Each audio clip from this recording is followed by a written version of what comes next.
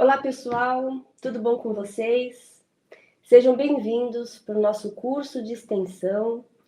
Hoje nós vamos falar sobre burnout, esgotamento profissional e a norma regulamentadora 01, a NR1, que chegou super recente e temos aí muitas novidades, né? Muita cautela, tanto para os empregadores quanto para os empregados, como isso vai funcionar. Então, é um tema muito importante para nós conversarmos hoje, né? Com diversos reflexos jurídicos, reflexos no ambiente de trabalho. Aproveito, peço para que você se inscreva aqui no canal, se você não for inscrito, é o canal da Uniesp. Esse curso, ele é uma parceria entre os centros universitários da Uniesp, o Centro Universitário de Mauá, Suzano, Presidente Prudente, Bauru, Andradina e também do Rio de Janeiro. Meu nome é Vanessa Nunes, sou pró-reitora de Pesquisa e Extensão dos Centros Universitários da Uniesp. E hoje, nossa convidada, primeira convidada que nós vamos conversar vai ser a professora Carolina Mesquita. Vou incluí-la aqui no nosso estúdio. Professora Carolina, seja bem-vinda. Eu vou ler o currículo da professora Carolina para que vocês possam conhecer.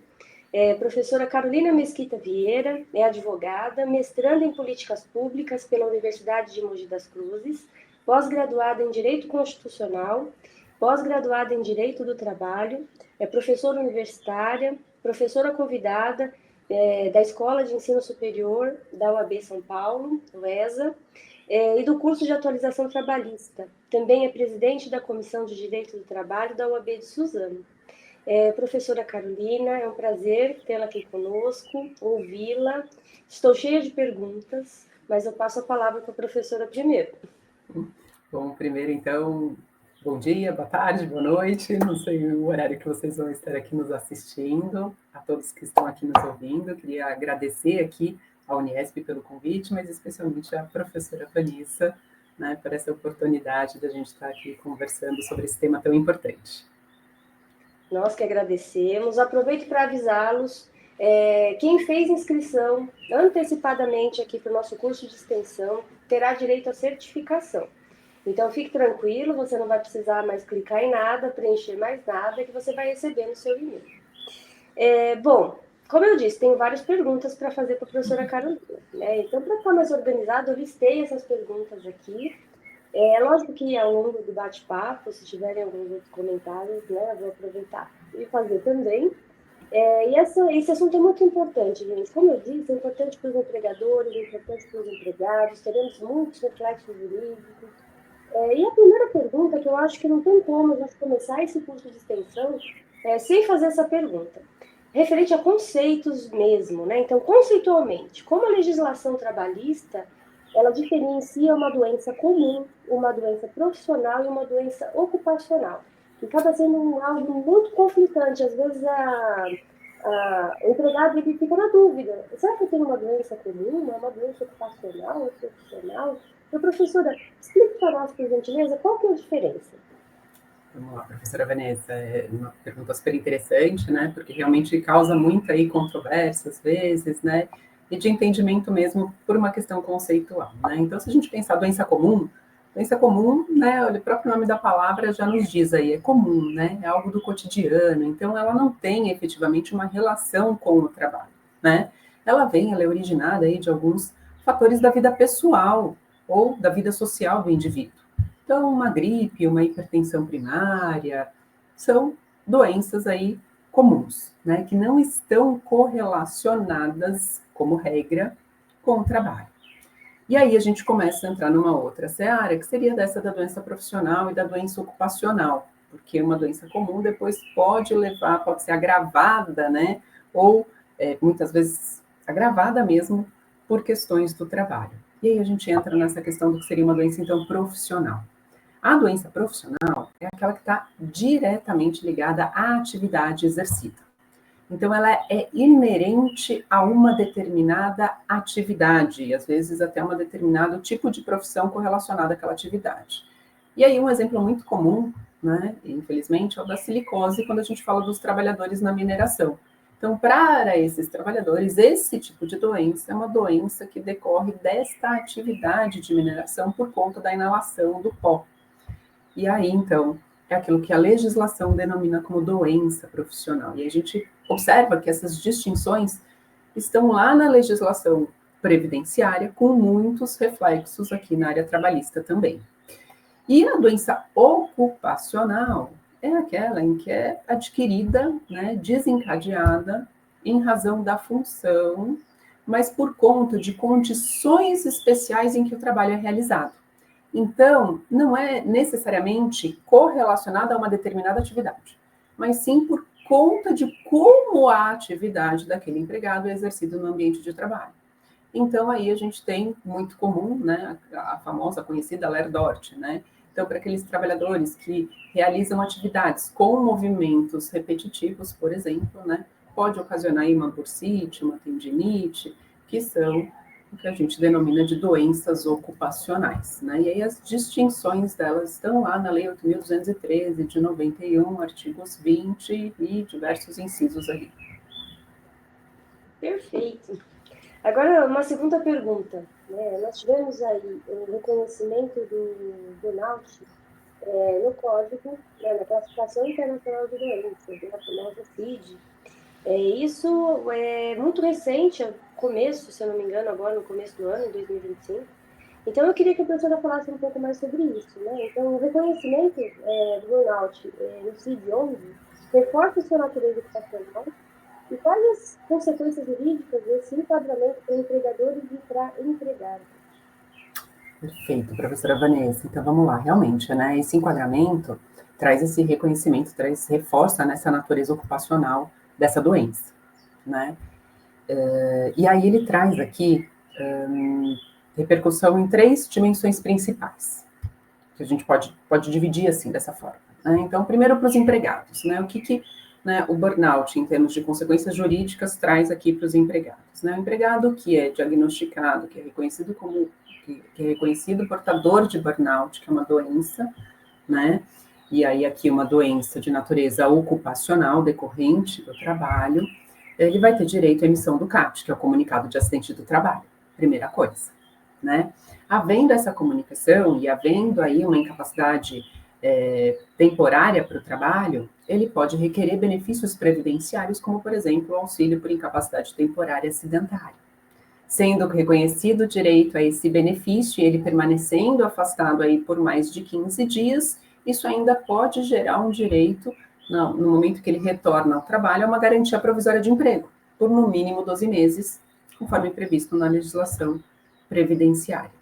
Fora isso, ainda é possível cogitarmos aí de indenizações em face do empregador, em razão dessa doença, e aí indenizações aí em aspectos morais, materiais, ou até mesmo uma pensão mensal vitalícia, a depender aí, né, do grau dessa incapacidade, do período que isso vai durar. Então, para o empregado, né, gera todas essas consequências jurídicas, todos esses direitos. Em relação ao empregador, bom, em relação ao empregador, a gente acabou de falar, olha, se o empregado tem direito à indenização, significa que para o empregador gera a responsabilidade civil, o dever de indenizar, tá certo?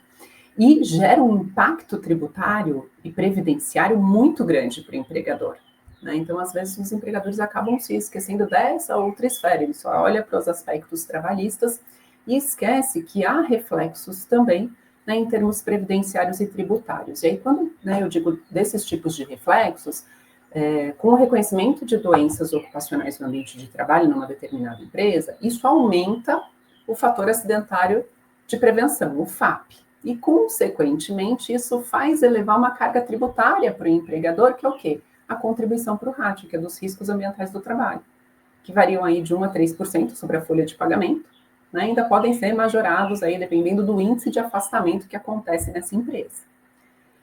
E a gente ainda tem repercussões coletivas, né? Porque quando começa a ter muitos afastamentos previdenciários, né, a gente acaba tendo uma maior fiscalização, então intensifica-se a fiscalização no local de trabalho e gera um risco que também é pouco falado, que é o de ação regressiva.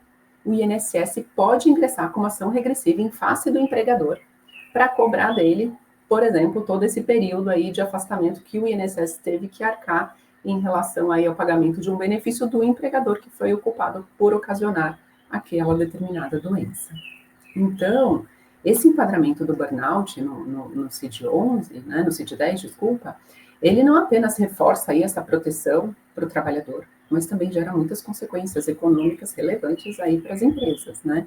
O que incentiva a gente aí a voltar a tratar sobre políticas de prevenção, de promoção da saúde mental, que são importantes no ambiente de trabalho. Olha só, nós agora, né, nesse ano de 2025, nós temos a norma regulamentadora, né, a NR01, e ela vem exatamente pensando nesse sentido, né, de uma prevenção, de um ambiente de trabalho que já se preocupe, né, com a segurança. Então, eu queria que a professora conversasse um pouco, até explicando para o pessoal o que é essa norma regulamentadora.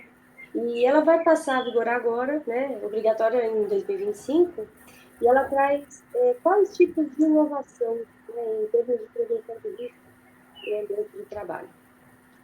Então, vamos lá, né? A NR1, ela funciona aí como uma norma introdutória de todas as demais normas regulamentadoras, tá certo? Ela já está em vigor, né? Ela já deve ser cumprida aí há algum tempo. A questão é que nós tivemos uma alteração, né, nesse ano, e aí essa alteração traz aí grandes impactos também. Então, se a gente pega a NR1 hoje, né, ela já, com algumas dessas inovações que estão em vigor, ela traz aí já a questão do programa de gerenciamento de risco, né, e a integração dele com o PCMSO, que é o programa que trata da questão da saúde ocupacional, né, e a necessidade de treinamentos. O que tem de grande novidade e repercussão que estão falando hoje em dia sobre essa questão da NR1? É a parte específica dela agora, que trata dos riscos psicossociais. Essa, sim, vai passar a ser obrigatória, era para ter entrado em vigor já agora em maio, né? Mas aí houve uma grande discussão, um acordo entre sindicatos, né, governo, e aí houve a prorrogação da obrigatoriedade de cumprimento do capítulo que trata especificamente dessa questão dos riscos psicossociais para maio de 2026, para que efetivamente, né, as pessoas, né, tanto empregados quanto empregadores, enfim, pudessem formar uma maior consciência, né, e se adequar a essas novas regras, tá certo? E aí, quando a gente fala aí de inovação, né, na NR1, né, a gente tem aqui uma alteração inicial que já teve de paradigma, que seria a substituição, né, que é um pouquinho anterior, lá na NR9, que seria do PPRA, do Programa de Prevenção de Riscos Ambientais, que tinha um caráter mais limitado, mais centrado em riscos ambientais mesmo, ergonômicos, né? Então, vou ter uma cadeira adequada para que eu não tenha problemas de coluna, enfim, numa altura adequada, e aí, entre outros, para um programa de gerenciamento de risco. E aí, quando a gente fala de gerenciamento de risco, tem uma abrangência muito maior, né? Por quê? Porque as empresas agora vão ter que fazer um inventário mesmo dos riscos ocupacionais. Então, vão ter que identificar, avaliar, classificar a gravidade e a probabilidade desses riscos ocupacionais dentro do ambiente de trabalho. E não basta fazer só isso, ela vai ter que fazer um plano de ação. Então, vai ter que se preocupar aí com medidas preventivas, né, prazos, quem serão os responsáveis, por inclusive fazer um monitoramento da eficácia desse plano, né, e vai ter que ter aí uma visão mais multidisciplinar da saúde ocupacional, porque vai integrar junto com o programa, né, que trata aí da parte de medicina de saúde ocupacional. Então, a gente vai ter um reconhecimento maior desse impacto desses fatores psicossociais que podem levar a doenças ocupacionais, como o burnout, né, que podem ocasionar assédio moral, estresse ocupacional, enfim. E aí, a NR1, então, traz para o centro agora, né, de atenção à saúde mental, né, um centro de política de prevenção, de combate, alinhado aí com várias diretrizes da própria OIT, da Organização Internacional do Trabalho, e da OMS.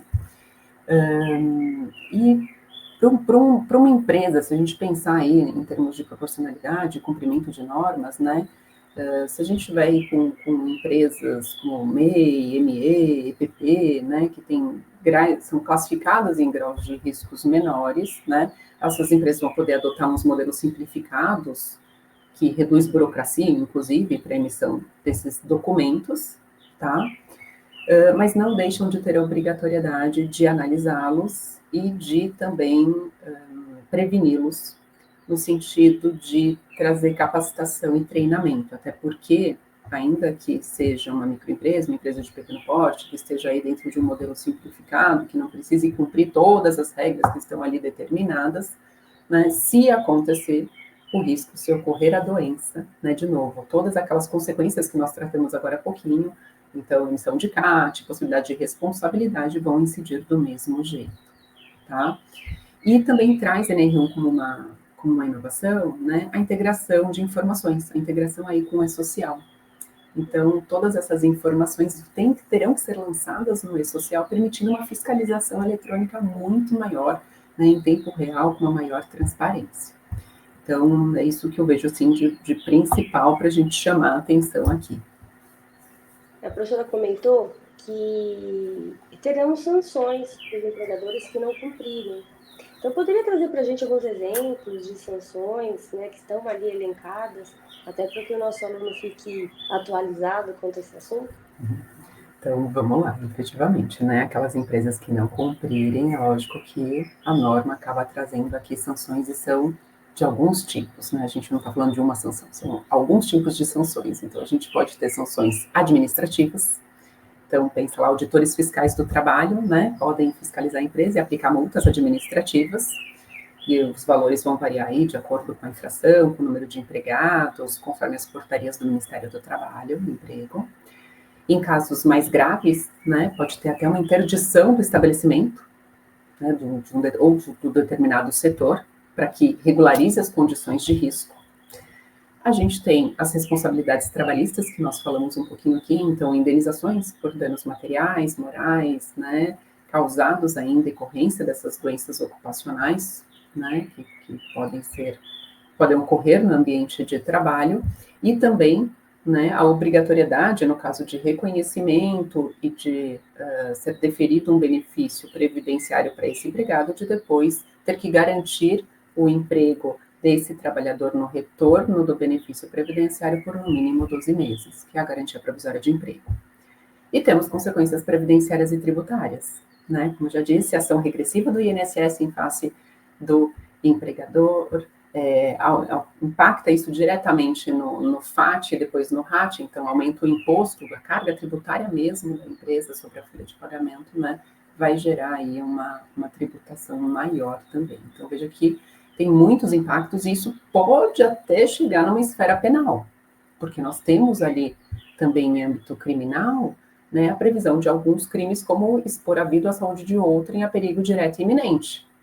Então, se você tem um ambiente de trabalho que está expondo determinados trabalhadores, né, a um perigo direto e iminente em relação à sua vida ou à sua saúde, ainda que psicossocial, né, veja que poderia estar configurando um crime. É lógico que a gente sabe aqui que não seria a pessoa jurídica que iria responder nesses casos, né, seria a pessoa física, não sei até, e aí no âmbito penal, melhor seria conversarmos mais com o professor de direito penal, mas, né, imagino eu que o ambiente de trabalho é um meio ambiente, né, e como meio ambiente que o é, poderia até levar uma responsabilidade até da própria pessoa jurídica, mas aqui estou divagando um pouco mais numa área que é minha, só para chamar a atenção daquilo que pode acontecer, né. Agora, uma coisa é certa, se, né, o empregador falsifica a documentação, né, omite registros ou documentos numa fiscalização, por exemplo, aí sim, né, vai ter, né, os crimes aí relacionados à falsidade ou omissão de registros aí decorrentes desses acidentes. Perfeito. Quando nós estamos falando de direito do trabalho, né, essa relação empregado-empregador, nós temos aí a atuação dos sindicatos, né, que acabam tendo um papel essencial para a proteção dos empregados, né, para trazer força para os empregados. Então, eu queria conversar um pouco com a professora para ouvir como os acordos e as convenções coletivas de trabalho podem também atuar de forma preventiva com relação a burnout e esse esgotamento profissional. O que a professora acha eles podem atuar nesse sentido? Como eles podem atuar nesse sentido? Ai, professora Vanessa, né, você agora tocou num ponto tão delicado e tão importante, porque o que acontece? Infelizmente, eu acho que às vezes no nosso país não se dá tanto valor a essa questão das negociações coletivas, ou as pessoas só acabam vendo a negociação coletiva como um meio de conseguir uma cesta básica, um plano de saúde, né, algo nesse sentido, e na verdade ali a função dos sindicatos é muito mais ampla, né, é muito maior do que isso, e é muito mais benéfica, tanto para o empregado quanto para o empregador. Eu falo que não tem ninguém melhor para resolver um problema do que nós mesmos, não é isso? A gente mesmo somos os melhores atores para solucionar os nossos problemas, ou para aquilo que a gente consegue ali definir como seria melhor para nós, né? E aí, quando eu falo de nós mesmos, é os sindicatos que representam tanto os empregados quanto os empregadores de uma determinada região, de um determinado município, que tem características próprias, né, que tem peculiaridades culturais. Então, nada melhor do que uma negociação coletiva para que a gente possa entender as necessidades tanto daquela empresa quanto daqueles empregados e aí possa levar ali a melhores soluções, né, de forma compositiva, autocompositiva aqui no caso. Bom, e aí falando especificamente então aqui dessa questão, né, de como os sindicatos poderiam auxiliar, né, nessa prevenção e enfrentamento aqui do burnout, enfim, né, são inúmeros mecanismos que a gente teria e que poderiam ser, inclusive, negociados coletivamente. Primeiro relacionado, porque quando a gente fala de esgotamento profissional, isso remete um pouco às questões de jornada de trabalho, né? Então, olhar para essas jornadas de trabalho, nós poderíamos ter negociações coletivas com uma outra limitação de horas, a depender, né, daquelas empresas, naquele município, enfim, daquela área de representação, e ou poderia, por exemplo, né, fazer um sistema que está muito comum hoje, híbrido, então uma parte presencial, uma parte telepresencial de teletrabalho, para tentar reduzir, né, esse estresse, essa cobrança que existe muitas vezes no ambiente físico de trabalho mesmo, né? Estabelecer outras formas de direito à desconexão, então alguns intervalos adicionais no meio da jornada, quando verificado que aquele é um ambiente de trabalho que gera, né, uma pressão muito grande. Bom, também os sindicatos, né, podem aí trazer apoio psicossocial e programas de saúde mental, fornecendo aí para os seus representados, né, então programas que com combate ao estresse laboral mesmo, atendimento psicológico, por exemplo, convênios com clínicas, né, linha de apoio de trabalhadores, né, enfim, outros mecanismos que eu penso que seriam possíveis, estabelecer de comum acordo, em conjunto, então, através desses acordos coletivos, das convenções coletivas, então, mecanismos de monitoramento e denúncia, com comissões paritárias, né, tanto de empregados quanto de empregadores, para fazer essa análise da questão da saúde e da segurança naquele determinado ambiente de trabalho, e, sem dúvida nenhuma, né, trazer aí capacitação e conscientização, que eu acho fundamental, né, prevenir é sempre muito melhor, né, do que a gente ter que lidar com o problema depois. Então, se a gente pensar em treinamento sobre gestão do estresse, equilíbrio, né, entre a vida pessoal e profissional, né, e principalmente com esse mundo totalmente automatizado de hoje, em que a informação chega em tempo imediato até todos nós, então nós já trazemos consigo essa carga, né, de estresse por conta desse excesso também de informações, e sensibilizando, lógico, os gestores, os líderes, para identificar esses sinais de forma precoce, a fim de ser possível um tratamento, né, para que não se deixe chegar a virar doença, né, porque ela dá indícios, ela tem um começo. Então, eu acho que isso é muito importante. Muito bom. Porque muitas vezes a doença é desencadeada por excesso de trabalho e outras, muitas vezes, por assédio moral. Por isso que, quando a pessoa fala sobre denúncia, né, às vezes as pessoas esquecem que tem o sindicato ali como um ponto de apoio. Empresas menores, a gente ainda tem uma estrutura, né? Você tem um RH muitas vezes bem estabelecido, você tem um canal, muitas vezes, né, anônimo de denúncia, mas as empresas menores nem sempre comportam nesse tipo de estrutura. E o que fazer? Você tem ali o sindicato, que é aliado, né, para que o empregado consiga fazer as suas denúncias e ter ali um ponto de apoio. Exatamente. Importantíssimo. E caminhando para o final, né? Eu tenho aqui uma pergunta para a professora. Eu sempre falo para esses alunos que, em questões de direito do trabalho, nós temos ali dois princípios constitucionais que andam de mãos dadas, né? Que é o da livre iniciativa, o valor social do trabalho e a dignidade da pessoa humana. Então, eu queria que a professora elencasse esses dois princípios num cenário, né, de que o trabalhador ele é afastado do tratamento profissional, como a gente pode relacionar esses princípios e como essa pessoa ela pode pedir ajuda da atuação do Poder Judiciário para poder valer os seus direitos. Perfeito, professora. Bom, um tema que eu gosto bastante também, né? Eu adoro o direito constitucional e os princípios constitucionais. Aliás, para mim é a base de tudo, né? É ele quem traz toda a construção aqui do nosso ordenamento jurídico. Então é fundamental a gente entender efetivamente e poder fazer esse link de forma adequada para que nós possamos utilizá-los aí, né, se for necessário, perante o Poder Judiciário. Então, o primeiro deles, dignidade da pessoa humana, e quando a gente fala de dignidade da pessoa humana, aqui no caso, dignidade da pessoa humana do trabalhador, né, especificamente aqui do trabalhador, que é o quê? É assegurar que esse trabalhador não seja reduzido a um mero instrumento de produção. É uma coisa, né, uma coisificação, que infelizmente, né, às vezes acaba acontecendo em alguns cenários, né, é o direito à não mercantilização desse trabalho, que a gente chama dessa mão de obra. E aí, então, eu entendo que esse princípio está diretamente relacionado a isso, né? Porque a gente tem que reconhecer, né, esse trabalhador como um sujeito de direitos, que tem direito a uma proteção integral, principalmente da sua saúde física e mental, em qualquer ambiente de trabalho, né?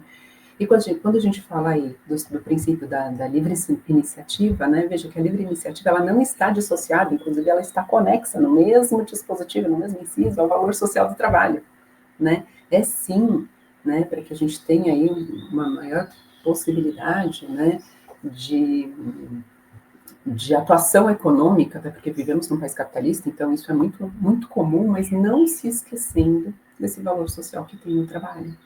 E aí, nesse caso, é reconhecer, né, ali a conjunção tanto do artigo 1º, inciso 4, quanto do artigo 70 caput da Constituição Federal, reconhecendo o trabalho, então, como um elemento essencial de realização pessoal e de justiça social também, né?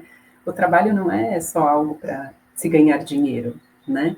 É algo que traz realização pessoal dos indivíduos, das pessoas, né? O que seríamos de nós sem trabalho, né?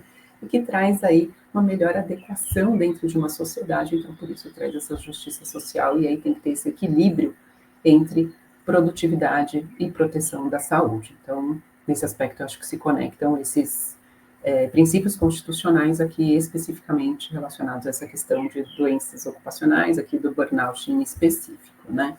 E como, então, atuaria aqui o Poder Judiciário em casos desses, né, para tutelar esses direitos? Bom, o Poder Judiciário, né, ele atua de diversas maneiras, né, pode ser de uma forma reparatória, então a gente falou aqui já de indenizações, né, mas também pode ser de maneiras preventivas, então para isso nós temos aí diversas ações coletivas com legitimados aí para ingressarem com essas ações quando estiverem vendo os riscos aí desses ambientes de trabalho, para que sejam adotadas medidas que visem aí prevenir esses riscos quando eventualmente se observe que está caminhando, né, para algo nesse sentido. Então, o Poder Judiciário pode, nesse caso, intervir, desde que, obviamente, demandado, né, tanto de forma preventiva, mas também como de forma reparatória, né, para trazer esse equilíbrio. Então, essa atuação judicial, no caso de burnout, ela não se restringe só ao cumprimento específico da lei,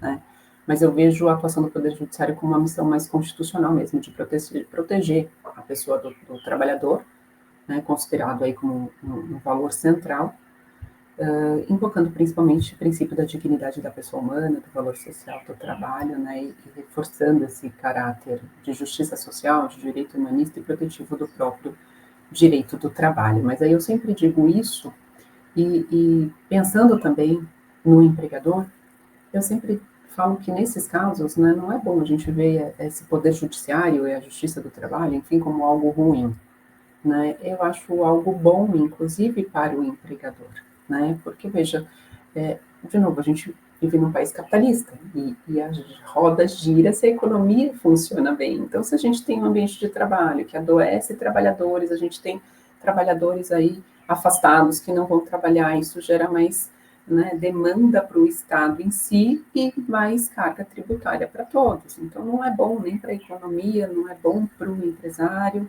Então, quando nós temos um ambiente de trabalho saudável, com trabalhadores produtivos, nós temos consumidores. Se nós temos consumidores, né, nós temos aí uma produção melhor, uma economia mais fortalecida. Então, eu acho que é importante ver por esse aspecto também. Professora, eu quero agradecer pelos esclarecimentos, né? Nosso curso, na verdade, terá 3 etapas, né? A primeira etapa com a professora Carolina Mesquita, a segunda etapa é com a Aline Moraleda, ela é técnica de segurança do trabalho, então ela vai trazer de forma técnica como que isso é implementado nas empresas. E no segundo bloco, nós teremos uma conversa com o Dr. Patrick Vieira, que é médico do trabalho e também psiquiatra. Então, o nosso curso está bem completo, cada um com uma visão, né, trazendo ali na sua área os aspectos aí dessa alteração importante que nós tivemos. Deixei aqui o Instagram da professora Carolina Mesquita, né, ela sempre traz ali informações, novidades, então tem uma disponibilidade, você seguir, só vai ganhar, segundo a professora. Então, eu passo a palavra para a professora encerrar, e aí eu falo para vocês, aguardem que nós vamos já para o segundo bloco com a conversa com a Aline. Professora, muito obrigada, viu? Professora Vanessa, novamente eu agradeço, né, na sua pessoa e toda a instituição, e parabenizo por essa iniciativa, por tratar desse tema, né, trazer essa informação, não só para os alunos, porque eu sei que aí acaba ficando divulgado nas redes sociais, então acaba, né, isso refletindo e podendo ser acessado por toda a comunidade, por toda a sociedade, o que é extremamente importante. Então, sou eu que agradeço aqui pelo convite, muito obrigada. Imagina. Espera, gente, até daqui a pouquinho, aguardo vocês. Olá, pessoal, vamos para o nosso segundo bloco no nosso curso de extensão. Bom, agora eu convido para conversar com a gente a Aline Moraleda. Ela é técnica em segurança do trabalho e gestora ambiental. Ela é graduanda em Direito pelo Centro Universitário Brás Cubas. Ela faz parte e também exerce cargo de gestão de secretária da Liga Acadêmica de Direito do Trabalho Contemporâneo Brás Cubas. Aline, eu quero dizer que é uma alegria tê-la aqui conosco para conversar com a gente desses aspectos técnicos aí da NRI, que traz, na verdade, já começou a trazer, né, tantos impactos aí no ambiente de trabalho, e aos pouquinhos aí as empresas vão precisar se organizar, aprender como vai lidar com essas alterações. Então, a sua participação aqui para nós é muito importante e ficamos muito felizes aí com a sua participação. Olá, tudo bem? Bom, fico muito feliz também pelo convite, por poder participar. Espero conseguir agregar, né, com um pouquinho de conhecimento da parte técnica, da vivência mesmo do dia a dia nas empresas, poder ajudar aí um pouquinho vocês no conhecimento. Perfeito, vamos lá. Eu fiz 6 perguntas para a Aline. Fique à vontade se você entender que faltou alguma pergunta ou você quer complementar, né? Porque como é muito técnico, eu sou advogada, eu sou só curiosa às vezes, né? Então, se faltou alguma coisa, pode complementar que será bem-vindo. E primeira pergunta, ela está mais voltada aqui para a parte conceitual. Então, eu queria que você contasse para nós qual a finalidade dessa NRI no conjunto de normas regulamentadoras aí do trabalho. Tá. Então, primeiramente, uma coisa bem importante para a gente entender é que a NR1, ela trata das disposições gerais. Então, ela regulamenta, ajuda, né, a regulamentar todas as outras normas regulamentadoras que vieram posterior a ela. Então, todas as diretrizes, as instruções principais de todas as normas, até para ser uma coisa padronizada mesmo, né, de normas, é ela que passa essas diretrizes iniciais. Decorrente disso, há pouco tempo atrás, a gente teve algumas mudanças, assim como a gente tem diretamente, né, sempre em normas, em leis, a gente tem todo ano, então foram feitas algumas mudanças nessa norma, na NR1, inclusive foi enquadrado o PGR, que a gente vai falar um pouquinho dele daqui a pouquinho, né, que é o Programa de Gerenciamento de Riscos, dentro da NR1, há alguns anos atrás, e agora foi vista a necessidade de ser implantada também dentro dela os fatores psicossociais, que de fato é um assunto que está sendo bem comentado, e também eu quero explicar um pouquinho do porquê, os fundamentos do porquê agora, nesse momento, tá? Vou aproveitar, acho que é importante a gente falar sobre isso agora, só para ter um entendimento um pouco maior. Depois da pandemia, principalmente, a gente entende, acho que em todas as áreas, né? Não só nessa área da segurança, mas de fato a pandemia foi um divisor, né, no tempo. Tem o antes da pandemia e o depois da pandemia. Como foi um fato muito marcante para todos, independente de idade, de trabalho, de qualquer coisa, muitas pessoas já estavam com algumas questões voltadas para a parte, né, psicológica, psicossocial, porque, como muitas pessoas dizem, né, muitos médicos dizem, esse, infelizmente, é o mal do século, né? Questões de ansiedade, de nervoso, irritação, porque é por conta da tribulação mesmo da nossa vida, do nosso dia a dia.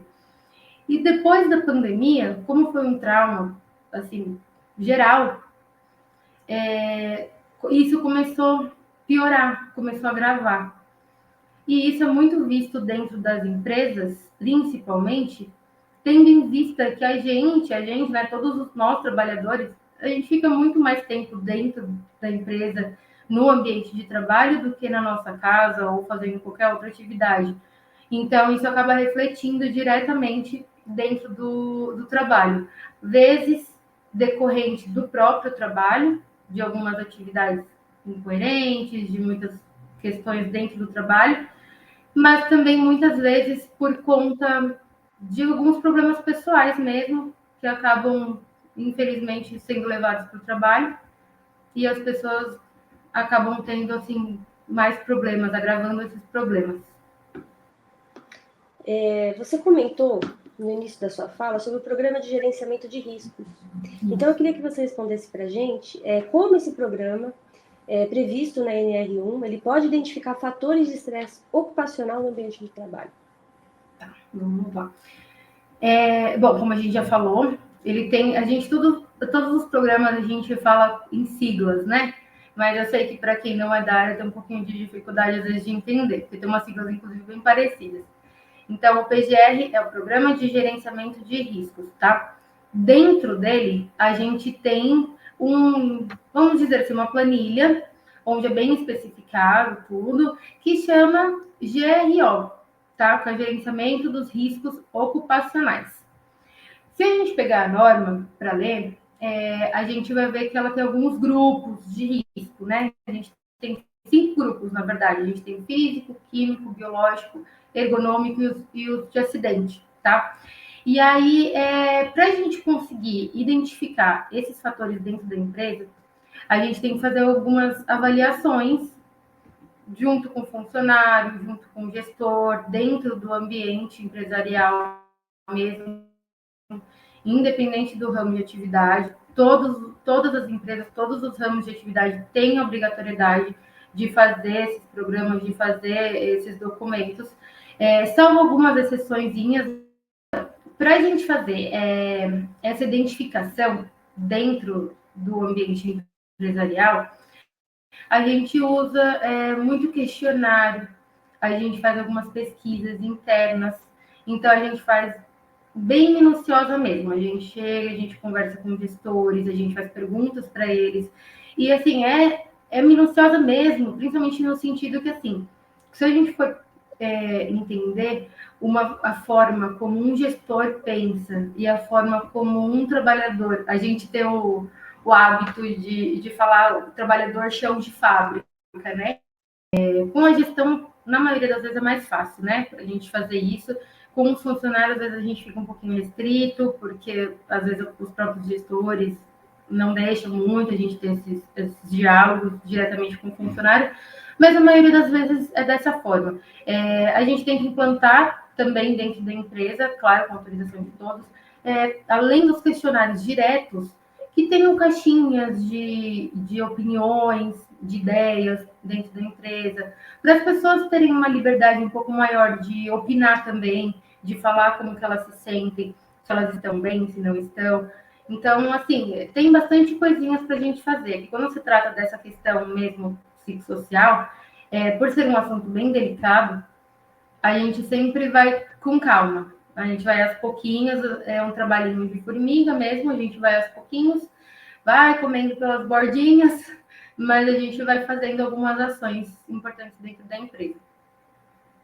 Nós tivemos aí o reconhecimento, né, do burnout como uma classificação internacional de doença, CID, né, bem recente, inclusive. E eu queria que você falasse um pouco a respeito disso. Quais práticas da segurança do trabalho devem ganhar destaque da empresa exatamente para evitar o burnout, né, para isso não acontecer? Tá. Então, uma dessas ações que a gente estava falando agora na última pergunta é o canal de denúncia. Existe já em muitas empresas, algumas empresas não, e a gente até tem um entendimento que tem algumas empresas que são de porte pequeno, então não tem nem como, né, eles terem esse desdobramento de colocar mesmo um canal de denúncia, de levar isso a sério, sendo, né, levando em conta o tamanho da empresa. Mas aí a gente entra também com aquela caixinha de perguntas, os questionários, que aí ajudam um pouco mais a gente nessa questão. O que nós orientamos sempre como técnicos dentro das empresas, depois de todo o levantamento, da inspeção, a gente consegue ter uma noção, né, de como que é de fato a atividade, o tanto de tempo que o colaborador fica. Então, a gente solicita sempre que, se possível, sejam diminuídas as metas, né? A carga mesmo de trabalho, às vezes, muito maçante, o trabalho muito repetitivo. Então, essas eu vejo que são as maiores, pelo menos por mim, né? Pela minha experiência, eu vejo que são as maiores causas do burnout, porque eu vejo que é totalmente diferente quando a gente trabalha em uma empresa que tem um trabalho mais dinâmico, que a gente consegue ter uma harmonia dentro do trabalho, a gente consegue se comunicar, a gente consegue dar a nossa opinião, sem medo de, se eu falar, vão me mandar embora, ou se eu falar, tal gestor pode me assediar de alguma forma. Então, essas questões são bem complicadas. Então, isso pelo menos nessa parte de dar uma reduzida em metas, aquelas questões mesmo, sabe? No final do mês eu tenho que apresentar obrigatoriamente 50 contratos. Tem umas coisas que a gente consegue ver com o tempo, estudando a empresa, perguntando algumas coisas para os funcionários, que tem metas que são impossíveis de serem cumpridas. E mesmo assim são exigidas, e aí tem valores descontados muitas vezes, enfim, muitas questões assim abusivas mesmo. Então, de acordo com isso, a gente faz as solicitações e a gente coloca tudo isso no documento, né, no programa.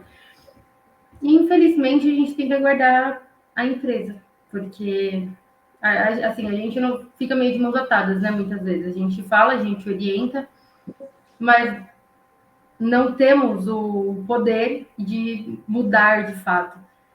Então, a gente espera que seja mudado. A gente vai acompanhando, batendo naquela mesma tecla e aguardando. A rotatividade de empregados, muitas vezes, sabe? Contrata gente pedindo demissão, muita contratação, Sim. Muita dispensa. Isso pode ser um alerta? Você acha que pode ser um alerta aí de empresa que não está muito bem, o ambiente não está muito saudável? Com certeza. Com certeza, é um super alerta. E tem por várias questões, né? Às vezes, mesmo por conta de práticas abusivas, nesse sentido de cobrar, né, metas e coisas assim impossíveis. Questões de hora extra também. Sabe aquelas empresas que falam muito, é só uma hora extra, você não é obrigado a fazer. Mas já fica aquela, mas se não fizer, né, alguém faz. Fica com aquela, né, com aqueles joguinhos assim, a pessoa se sente na obrigação. E aí é complicado, né? Porque todo mundo tem família, tem um pão de cada dia para comer. E aí todo mundo fica com medo, né, nessas situações, e aí acaba fazendo, só que aí acaba gerando mesmo essa questão do burnout, porque é muita carga, né, em cima da pessoa de trabalho, muitas vezes, e de ambas as atividades, porque quando é atividade mesmo braçal, é difícil por ser pesado na parte física, e quando são atividades também de, mesmo que de escritório, não fica sentado o dia inteiro, mas é tranquilo. Não é tranquilo, porque a cabeça também trabalha o dia inteiro, e também é cansativo ficar o dia inteiro sentado, o dia inteiro pensando, né, elaborando documentos, enfim. Então, de toda forma, é complicado. Tem que ter esse gerenciamento mesmo de controlar. Você chegou já a falar sobre o assunto, mas eu acho importante fazer essa pergunta para você, até para você explorar um pouco mais. Sobre quais medidas preventivas que as empresas podem tomar para evitar aí, que um esgotamento profissional, um excesso de jornada, né, que possa trazer aí um burnout dos empregados. Tá. Então, tem algumas medidas que são bem simples, né, de serem feitas, e eu sempre oriento, né, as empresas a fazerem isso, não demanda de muito trabalho, né, que são as pausas durante o dia do trabalho, e revezamento também eu acho bem interessante a gente fazer. Claro que a gente tem que observar bem qual que é o ritmo da empresa, e qual que é o ramo de atividade da empresa, tá? Quando são trabalhadores que têm um trabalho mais pesado, que tem um trabalho mesmo de ficar de pé, pegar muito peso, tem aquele trabalho repetitivo, é importante que, além das pausas, eles revezem entre eles. Então, se são atividades parecidas, mas que são feitas de forma diferente, mas que todas elas demandam de repetição, é super importante que né, a mesma pessoa consiga fazer das duas etapas da atividade para eles conseguirem revezar. Então, é uma atividade que o colaborador fica muito abaixando e levantando.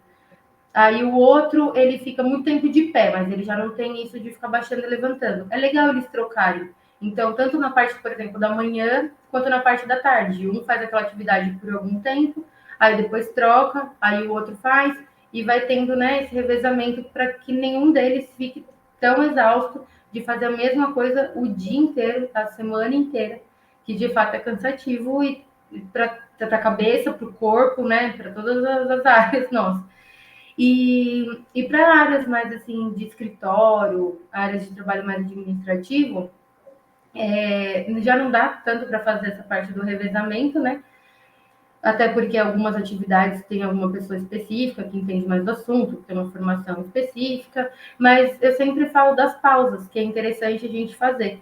Então, pelo menos uns 10, 15 minutinhos, né, quando possível, fazer. Também interessante a gente fazer ginástica laboral, sempre que possível, né? Às vezes eu sei que as empresas não conseguem fazer todos os dias, mas às vezes, uma, duas vezes na semana, coisa rápida, às vezes dá para fazer no próprio local mesmo de trabalho, né? E claro, eu acho que o mais importante é ter um ambiente de trabalho sadio, harmonioso, onde todos consigam dialogar, todos consigam conversar, que exista hierarquia de uma forma tranquila, de uma forma saudável, e não como uma imposição, como um controle sobre as pessoas.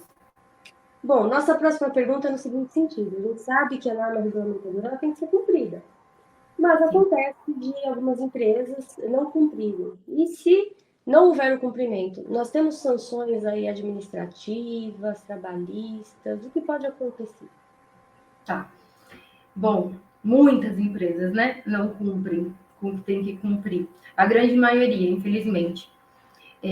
Mas, de acordo com isso, quando não é cumprido, pode ter muitas penas, né, em relação a isso, sim.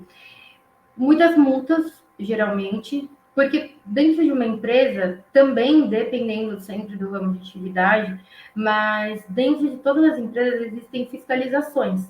Então, tem empresas que são inspecionadas por vigilância sanitária, por CREA, né, que é da parte da engenharia, por CRM, quando a empresa tem alguma parte médica, de enfermagem. Então, tem muitos órgãos que inspecionam as empresas, né? Então, de acordo com isso, pode gerar, sim, multas, né? Porque quando chega uma auditoria, uma fiscalização dentro da empresa, independente do órgão que for, ele vai solicitar documentações, ele vai solicitar evidências que de fato aquelas normas são cumpridas, né? Aqueles programas, aquelas orientações são cumpridas. E aí, se a empresa não tiver aquilo para apresentar, então ela pode sofrer multas, né? Pagar alguns valores, também com certeza acaba gerando muitos processos trabalhistas, a gente sabe, né? Por várias questões. Então, essas são as coisas que acontecem mais mesmo. Além, lógico, de internamente dentro da empresa diminuir a questão de produtividade, né? O ânimo do pessoal para trabalhar e também acaba sujando um pouco o nome da empresa, né? A reputação da empresa, porque se é uma empresa que tem muitos problemas, que muitas pessoas sabem, principalmente quando é da região, né? Quando é uma região, a gente sempre fica sabendo, né? Ah, empresa tal, nossa, todo mundo sai de lá, todo mundo processa. Algum problema tem, né? Então, os que mais eu vejo, assim, mesmo é questão de multas por esses órgãos e processos trabalhistas. E caminhando para o final, nós vamos para a nossa última pergunta. Eu fiz aqui um questionamento. Vamos pensar numa empresa que ela não tem nenhuma política de prevenção aí ao burnout e ela começa a registrar um alto índice de afastamento. Seja afastamento por depressão, né? Porque nós temos o CID e depressão, muitas vezes com alto índice de estresse, né, daquela pessoa, acaba enquadrando com um burnout. E se isso acontece, como a segurança do trabalho, ela poderia intervir para reduzir esses riscos, né? E, ao mesmo tempo, como pode garantir a conformidade legal da empresa? Tá. Bom, na parte da conformidade legal, a gente sempre coloca tudo em documento, né? Tudo é parecido com o direito, tá? Nessa questão. Tudo é evidenciado. A gente sempre pede, tudo tem que ser evidenciado, tudo precisa de listas de presença, de ciência, de todo mundo que participou, que ouviu, enfim. Então, a gente sempre faz muitos questionários, treinamentos voltados para isso, tá? Então, na parte mais legal da coisa, essas evidências em documento, que foi feita em inspeção local, que foi informado para o empregador todas as obrigações dele, que ele estava ciente, que no próprio documento, né, que tem as tabelinhas, as planilhas, informando quais são as orientações que deverão ser feitas, quais são os itens obrigatórios e quais são os itens que o empregador pode escolher fazer ou não, mas que são dicas para fazer. Então, tudo isso, legalmente, tem na parte de documentação, tá? E a outra pergunta, desculpa, professora, esqueci. Imagina, quando vocês observam que tem um alto índice de afastamento, por depressão, por burnout, né? O que vocês podem fazer aí para ajudar, para amenizar esses riscos? Tá. Junto com todas essas perguntas que a gente faz no ambiente de trabalho, da parte dos riscos, a gente sempre avalia também, querendo ou não, a parte médica, porque também faz parte. Inclusive, tem um programa que anda junto com o PGR, que é o PCMSO, que é o Programa de Controle Médico e Saúde Ocupacional, onde a gente fala quais exames, né, cada funcionário tem que fazer para o tipo de atividade, para o tipo de risco que ele está exposto. E aí, nesse documento mesmo, já tem algumas orientações voltadas para isso. E quando a gente vai na empresa, além de todas as perguntas, a gente também pergunta sobre o índice de absenteísmo da empresa, que é justamente, né, o índice de afastamento, de atestados. Então, a gente faz essa avaliação. Quando é verificado que tem algum índice relacionado a essa parte psicológica, psicossocial, aí a gente toma algumas ações um pouco mais fundas, né, dentro da empresa. Então, tem todo um acompanhamento. Quando é alguém específico, é mais tranquilo pelo fato de que se é uma pessoa só que tem aquele problema, Provavelmente é uma coisa que vem já do particular dela, que ela, né, infelizmente a gente não consegue separar, né, ou quando é essas questões, o que é pessoal, o que é profissional, e a gente acaba levando para o trabalho ou para casa, né, não tem o que fazer. E aí a gente sempre pede para que tenha um acompanhamento, tanto com o médico especialista, né, psicólogos, psiquiatras, que isso seja de fato evidenciado e seja levado até a empresa, né, para o RH da empresa ter o controle, e também que passe periodicamente com o médico do trabalho, para fazer também esse acompanhamento mais de perto do funcionário. Agora, quando são casos que meio generalizado assim dentro da empresa, tem muitos casos. Então, uma empresa de 50 funcionários, 35 funcionários apresentam atestados voltados para essa área, sempre de estresse, de ansiedade. Aí a gente consegue ver que é uma coisa da empresa, é algum ponto da empresa que a gente precisa arrumar, que a gente precisa melhorar. Então, a gente faz um estudo ainda mais a fundo com os gestores, de acompanhamento mesmo dentro da empresa, para tentar identificar. E junto com isso, a gente não pode perder tempo, a gente não pode deixar aquele problema se agravar. Então, ao mesmo tempo que a gente está fazendo toda uma pesquisa para tentar achar qual é o ponto que a gente precisa trabalhar de fato, a gente vai fazendo algumas coisinhas em paralelo. Então, a gente faz treinamentos com funcionários, palestras, né, voltadas para isso, e vai também fazendo mais pesquisas, formas de... Eu costumo fazer quando são empresas pequenas, eu gosto de fazer no Google mesmo, né? Que são os questionários que dá para a gente fazer de forma anônima, que são mais tranquilinhos para eles responderem, e também, às vezes, em papel mesmo, porque também acontece muito dos funcionários, eles têm medo que, se fizer pelo Google, vão saber quem que ele é e pode gerar alguma coisa. Então, quando são empresas mais antigas, a gente faz em papel mesmo. Mas para ter esse acompanhamento e a gente sempre saber orientar o pessoal. E principalmente uma coisa que é muito importante, que eu já falei, mas vou frisar aqui, que a gente sempre entendeu, né, dessa forma e agora tem entendido cada vez mais, que tudo que a gente faz dentro de uma empresa tem que fazer em etapas e a gente tem que separar gestão dos demais funcionários e depois juntar eles e fazer tudo junto. Mas a gente precisa separar, porque, de fato, a forma de pensamento, a forma de como as pessoas têm, né, as atitudes delas, de acordo com as funções delas, com a hierarquia delas, é muito discrepante. Então, a gente precisa ter essa separação. Tá ótimo. Aline, eu quero agradecer. Nós ficamos muito felizes aí em receber você, ouvir aí de forma técnica aí da segurança do trabalho, né? Como essas questões, elas estão aí sendo observadas, né? No primeiro bloco, nós conversamos com a professora Carolina Mesquita, que ela trouxe essa visão aí como advogada trabalhista, agora com a técnica de segurança do trabalho. E no último bloco, nós vamos conversar com o Dr. Rodrigo, que é médico, psiquiatra e médico do trabalho. Ele vai trazer essa questão do olhar médico quanto ao tema aí, NR1, burnout. Então, ficamos aqui muito felizes com a sua presença. Muito bom. Algum recadinho? Fico muito feliz de ter participado e de poder falar um pouquinho sobre. Estou à disposição sempre. E só lembrando, gente, esse é um mês importantíssimo, Setembro Amarelo. É realmente um mês de prevenção, conscientização ao suicídio.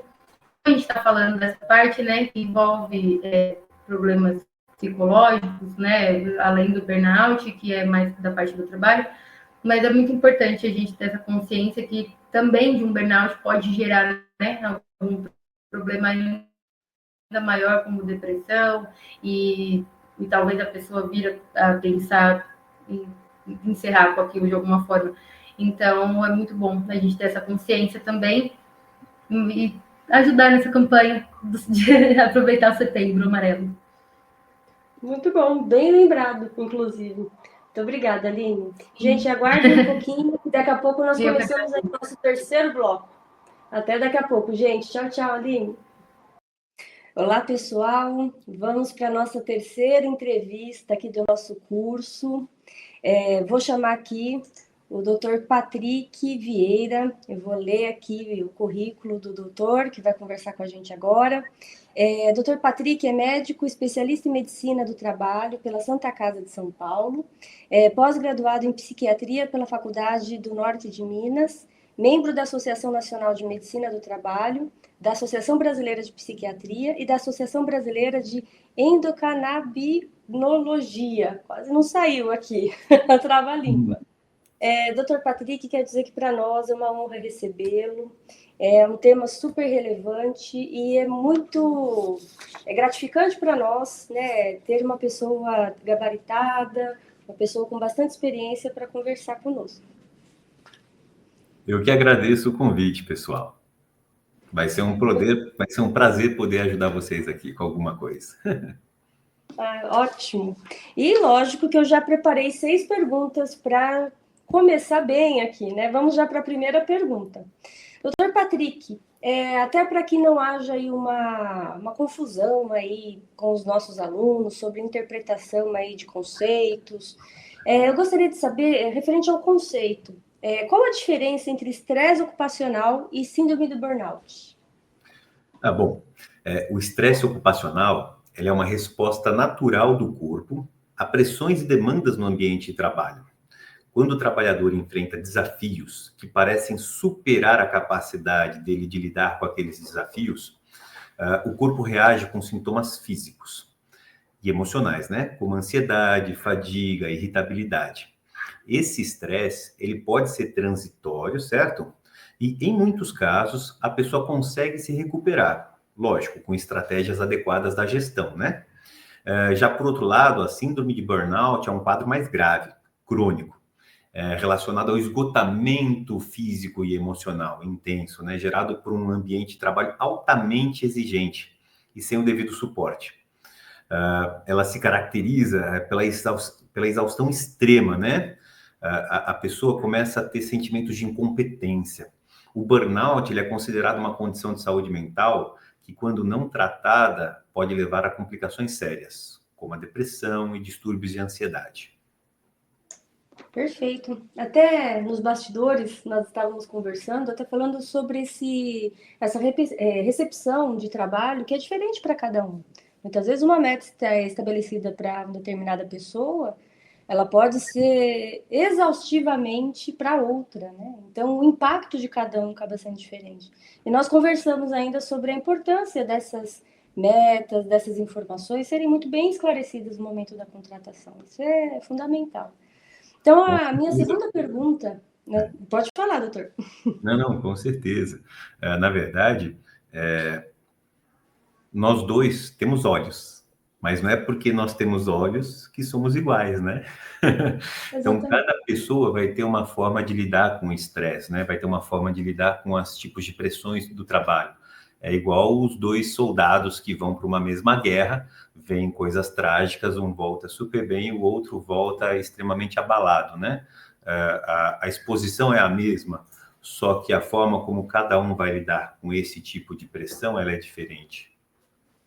E por isso, é muito bem explicado lá para os trabalhadores, quando eles vão ser admitidos, tudo que vai acontecer naquele trabalho, para que ele possa ter bem esclarecido que, olha, eu quero entrar neste ambiente. Esclarecimento e sempre observando, assim, a cautela sobre metas que não são possíveis de serem alcançadas, né? Muitas vezes até vou colocar uma meta maior só para a equipe trabalhar mais. Nem sempre isso traz produtividade, isso pode muitas vezes até estragar o ambiente de trabalho, com aquele estresse, com aquela pressão, que muitas vezes acaba sendo até desnecessária, né? Isso, limite. A segunda pergunta, né, a OMS, né, recentemente incluiu aí o burnout como uma doença classificada no CID. Então, eu queria saber, doutor, quais os impactos práticos dessa classificação, que esse impacto, na verdade, que trouxe para os diagnósticos e para os laudos médicos ocupacionais. Com certeza. A inclusão do burnout, né, no CID-11, ele foi um marco muito importante, porque agora aquele esgotamento profissional, ele é reconhecido oficialmente como um problema de saúde, que afeta a qualidade de vida e o bem-estar do trabalhador. Isso traz mais clareza e precisão para os diagnósticos médicos. permitindo que profissionais da saúde ocupacional possam fazer laudos mais objetivos, fundamentados, né? E assim, no contexto ocupacional, a classificação, ela também facilita a comunicação entre empregadores, previdência social, né? Porque quando você reconhece oficialmente o burnout, isso pode estar associado, né, aos afastamentos, os benefícios previdenciários, né? E, portanto, as políticas de saúde ocupacional passam a olhar para este diagnóstico com um carinho maior, digamos assim. E a partir dessa classificação, né, com os laudos com maior respaldo legal, contribuindo para as adequações do ambiente de trabalho, a gente tem implementações de medidas preventivas e corretivas mais assertivas.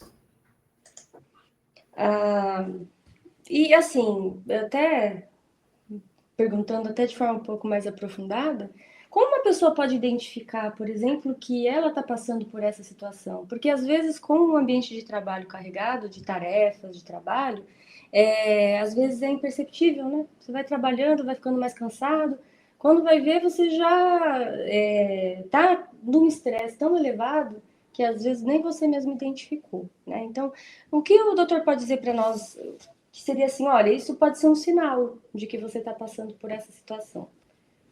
Na verdade, não é uma patologia, né? Como as outras da saúde mental, que muitas vezes nós ignoramos, nós deixamos, acreditamos que é um cansaço besta, é uma falta de energia, uma falta de testosterona, por exemplo, quando falta de hormônios, mas na verdade os efeitos físicos, né, do burnout, para você poder pensar em ter uma clareza daquilo que está acontecendo com você, incluem vários, né, mas fadiga extrema, insônia, dores musculares, dores de cabeça, alteração de apetite, até o sistema imunológico fica alterado, aumentando a susceptibilidade a doenças, né?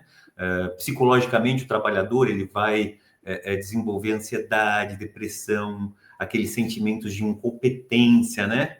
Levando até um ar de cinismo em relação ao trabalho e os colegas, né?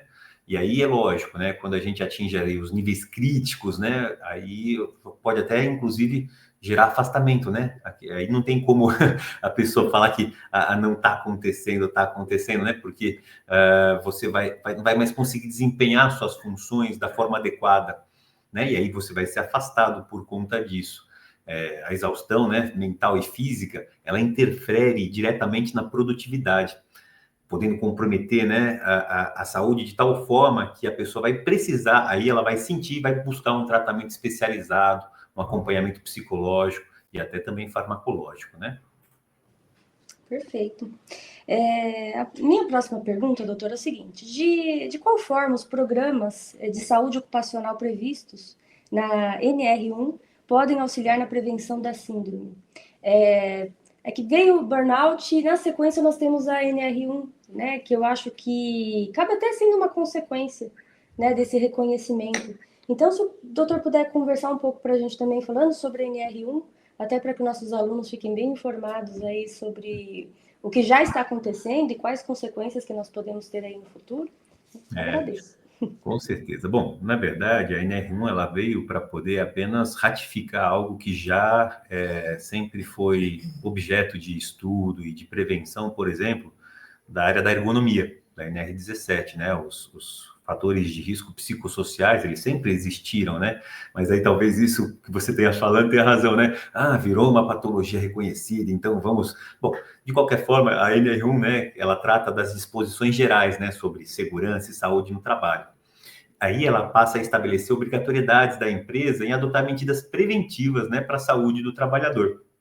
E a promoção de programas de saúde ocupacional focado na prevenção do burnout, né, vai envolver aí ações como implementações de um ambiente de trabalho mais saudável, monitoramento contínuo, né, das condições psicológicas dos trabalhadores e desenvolvimentos aí de estratégias da gestão do estresse, né? E além disso, né, a NR1 também pode auxiliar na promoção de treinamento sobre saúde mental também, ou seja, vai buscar algo a mais, né? Como estratégias aí para que os trabalhadores possam ter campanhas aí de conscientização para reduzir os fatores de risco, como sobrecarga de trabalho, falta de reconhecimento, né? Um programa eficaz, né, pode incluir também incentivos à atividade física, mental, que contribui aí para uma redução global aí dessa exaustão, né, aumentando o bem-estar do trabalho no ambiente laboral. Perfeito. Agora, na experiência do doutor, né, na experiência médica, quais são as estratégias mais eficazes que as empresas podem adotar para reduzir esse esgotamento profissional? Tá bom.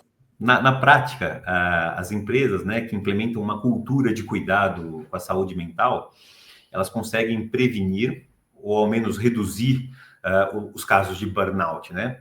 E tem várias estratégias, mas aí tem algumas, assim, bom, aquelas que mais podem ajudar, digamos assim, a gestão do ambiente de trabalho, né? Manter um equilíbrio saudável entre demandas e recursos disponíveis para os funcionários, né? A gente sabe que quando um funcionário tem que fazer algo e não tem aquele recurso, por exemplo, um trabalhador da área de saúde que está lá no pronto-socorro, está vendo o oxigênio acabar, né? E tem os pacientes chegando, ele vai ficar cada vez mais estressado, né? Talvez também horários flexíveis, né, com pausas regulares, onde você permite que o colaborador tenha uma autonomia sobre a jornada, né, com intervalo. A gente sabe que aquela questão de horas extras, atrás de horas extras, aquela nossa cultura da produtividade, olha quanto eu trabalhei, né, isso aí vai promover um adoecimento. Apoio psicológico, isso vai ser bem interessante. As empresas estão cada vez mais oferecendo acompanhamento psicológico no local de trabalho, seja por meio de um programa de apoio emocional ou consultas com psicológico. Nós estamos vendo aí vários aplicativos sendo desenvolvidos, né, para poder ajudar as pessoas nesse sentido, né? O próprio reconhecimento, valorização, né? São políticas, aquelas políticas de feedback positivo, né? Onde a gente reconhece as conquistas individuais. Aí a lista é enorme, mas basicamente essas. Treinamento também, desenvolvimento pessoal. Treinamento é importantíssimo, investir no crescimento do profissional, né? Poder reduzir aquele sentimento de estagnação, que é uma das principais causas de burnout, né? Isso sem contar, acho que um dos mais principais, que é a cultura da comunicação aberta, digamos assim, que é onde você cria um ambiente onde os trabalhadores possam se sentir à vontade para expressar, né, suas dificuldades e buscar o apoio, né, sem medo da estigmatização, né, aquela psicofobia, né, que existe, né? Perfeito. E agora, caminhando para o final, eu quero fazer uma pergunta para o doutor no seguinte sentido. Às vezes, como eu até me cheguei a mencionar já, os sintomas vão chegando aos pouquinhos, né? E isso tanto para a pessoa que está trabalhando, o empregado, ou quanto o empregador, que também muitas vezes não observa, ou quando vai observando ali os atestados médicos chegando, qual o momento que ele pode ligar um sinal de alerta, né? Então, uma pergunta quais sinais que o empregador pode observar que um trabalhador está apresentando sintomas de burnout e de um ambiente de trabalho que precisa de atenção? Porque muitas vezes nós temos alguns empregados que causam estresse em outros, né? Você coloca alguém ali para ser na parte de supervisão, e ele acaba gerando estresse nos demais empregados. E em qual momento, em qual hora aí que é importante ligar esse sinal de alerta para que o empregador possa observar que algo precisa ser feito no ambiente de trabalho? Os sinais, né, do burnout, geralmente eles são bem sutis no início, né? Mas tem alguns indicadores aí comuns, né? Mais ou menos que é a queda do desempenho, o trabalhador começa a apresentar dificuldades em fazer aquelas funções com a mesma eficiência, né, e eficácia que ele tinha antes, né? Um comportamento mais negativo, a pessoa começa a se tornar mais crítica, mais irritada, mais distante, né? Algo que ela não era, mostrando até uma falta de motivação. Isso tem que ligar um sinal de alerta.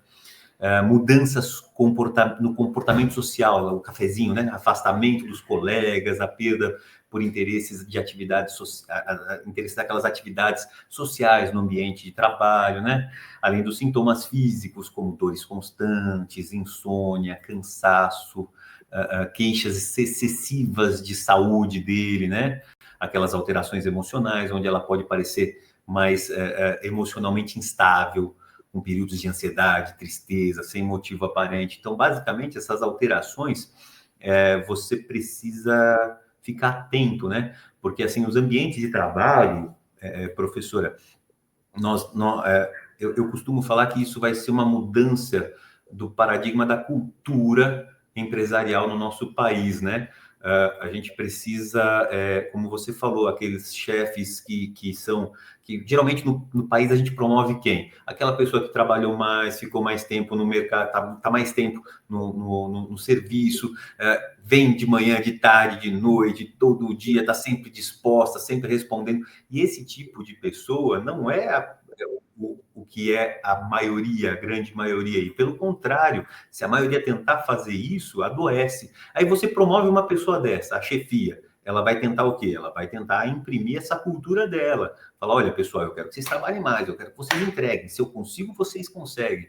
Então, basicamente, essa mudança nesse paradigma que deve acontecer aí nos próximos tempos aí que a gente vai observar, né? É isso, o empregador, ele perceber esses sinais aí sutis, mas que existe, ele precisa agir rapidamente, né? Implementando uma abordagem preventiva, buscando suporte médico especializado, né?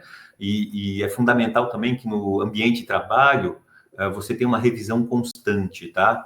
Para garantir que as condições de saúde mental, física, né, dos colaboradores estejam sendo atendidas de forma adequada. Perfeito, doutor. Foi muito esclarecedor, né? Nós tivemos, antes da entrevista com o doutor, nós conversamos com a doutora Carolina Mesquita, que é advogada do trabalho, falamos também com a Aline, técnica de segurança do trabalho, e agora fechamos aí com chave de ouro com o doutor, como forma de esclarecimento mesmo, da mudanças, né, chegando, e mudar o comportamento, né, uma cultura muitas vezes empresarial leva uma boa caminhada, né. Eu quero deixar para o pessoal até um documentário que tem ali no Netflix, que é lógico que é mais voltado para o direito coletivo do trabalho, mas eu queria muito que deixar essa mensagem, que chama Indústria Americana. Não sei se o doutor já chegou a assistir. Uma montadora de veículos lá nos Estados Unidos, ela vendeu para uma empresa chinesa. Então, a gente acaba tendo, quando você assiste o documentário, você acaba tendo ali o conflito das culturas mesmo. O chinês não estava entendendo por que o americano não estava produzindo igual na China, e quando nós observamos com as regras aqui do Brasil, você fala, poxa, não tem nada a ver. Então você consegue assistir o chinês mandando alguns americanos para a China para observar a produção para poder replicar. Não deu certo. O chinês volta às vezes 2 vezes no ano para casa. E lá no documentário mostra eles casando dentro da empresa pela quantidade de tempo que eles passam ali à disposição do empregador. O americano, né, não entendendo quando eles viram aquela cena, não encaixava com a realidade deles, e mesmo assim a jornada de trabalho do americano também é diferente da nossa, porque a nossa nós temos um limite constitucional de 8 horas diárias, 44 semanais, e o americano trabalha por hora. Então, quando você observa ali a ausência de equipamento de proteção, né, lá do chinês, a questão dos sindicatos, porque lá nos Estados Unidos a gente tem a liberdade plena, que eles têm mais do que um sindicato por categoria. Aqui nós só podemos ter um por categoria, né? Então eu queria deixar essa lição de casa para o pessoal assistir, porque tem a ver também com esse estresse ocupacional, porque quando você vê essa jornada excessiva que o chinês trabalha, né, você consegue ver como é que pode não voltar para casa, né? Permanecer no trabalho e voltar 2 vezes por ano. Né? Então eu quero deixar como uma lição de casa para o pessoal que está assistindo o nosso curso, né? Eu quero agradecer muito a sua participação, né? Contribuiu muito com a gente aqui, nós agradecemos de verdade. O doutor quer deixar algum recado, alguma mensagem para o pessoal? Enquanto o doutor fala, eu vou deixar aqui o Instagram aqui da clínica do doutor para o pessoal seguir. Agradeço. Eu acredito que nosso país ele tem uma cultura interessante, né? Ele é meio ele é reativo, né? Então, a gente espera as leis aparecerem para depois poder tentar corrigir aquilo que está acontecendo de errado. Ainda bem que chegou em boa hora, e é o momento da gente olhar a saúde mental com mais carinho, tentar tirar essa psicofobia que é implementada em cima da gente ao longo de anos e anos, de que é preguiça, é falta de energia, é falta de coisa para fazer. A doença mental ela é coisa séria, a gente precisa sempre olhar com bastante carinho e empatia. Doutor, muito obrigada.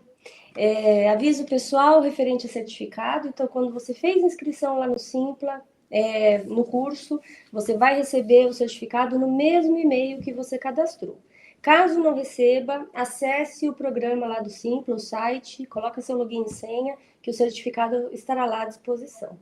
Então, aqui eu me despeço, agradecendo a todos que assistiram o nosso curso até o final. Desejo uma boa sorte aí nas provas do ENAD, nas provas da UAB, e agora vocês estão aí munidos aí de muitas informações referente ao assunto. Doutor, uma excelente tarde, muito obrigada pela sua palestra. Eu que agradeço.